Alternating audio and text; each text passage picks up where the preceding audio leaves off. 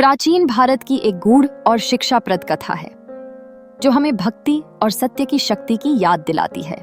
हिरण्यकश्यप एक शक्तिशाली और निर्दयी राक्षस जिसने देवताओं के खिलाफ विद्रोह किया और सभी प्राणियों से अपनी पूजा करने की मांग की। उसकी तपस्या के फलस्वरूप उसे ब्रह्मा से अभेद्य वरदान मिला जिससे कोई भी उसे मार नहीं सकता था। वह अपनी शक्ति के मद में चूर होकर अपनी सत्ता को बढ़ाने के लिए किसी भी हद तक जा सकता था। लेकिन हिरण्यकश्यप के लिए चुनौती का सामना कर रहे थे उसके पुत्र प्रहलाद, जिनका हृदय भगवान विष्णु की भक्ति से भरा हुआ था। प्रहलाद ने अपने पूरे जीवन में भगवान विष्णु को अपनी आराधना का केंद्र बनाया, जबकि हिरण्यकश्यप ने अपने बेटे को चेतावनी दी, तुम्हें केवल मेरी पूजा करनी चाहिए। प्रहलाद ने न केवल अपने पिता के आदेशों को अस्वीकार किया, बल्कि अपनी भक्ति को और गहरा किया। हिरण्यकश्यप की निरंतर कोशिशों के बावजूद भगवान विष्णु ने हर बार प्रहलाद की रक्षा की।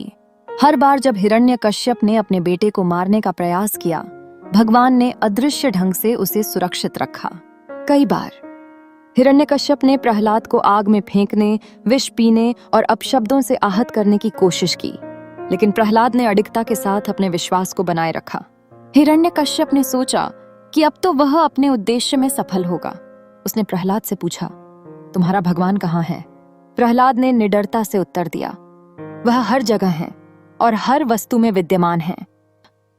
इस पर हिरण्यकश्यप ने गुस्से से कहा, क्या वह इस खंभे में भी हैं? प्रहलाद ने कहा, हाँ, वह इस खंभे में भी हैं। इस घमंड में आकर हिरण्यकश्यप ने खंभे को तोड़ा, जिससे भगवान विष्णु का नृसिंह अवतार प्रकट हुआ। नृसिंह ने अपने अद्भुत स्वरूप में हिरण्यकश्यप को तोड़ा, क्योंकि वह न तो मनुष्य थे, न पक्षी और न ही देवता। प्रहलाद की भक्ति ने न केवल उसे बल्कि उसके पिता को भी पराजित किया, ये दर्शाते हुए कि भक्ति की शक्ति संहार भी कर सकती है। यह कथा सत्य और भक्ति की शक्ति का प्रतीक है। यह हमें सिखाती है कि जब हम विश्वास और निष्ठा के साथ आगे बढ़ते हैं तो कोई भी बुरी शक्ति हमें रोक नहीं सकती।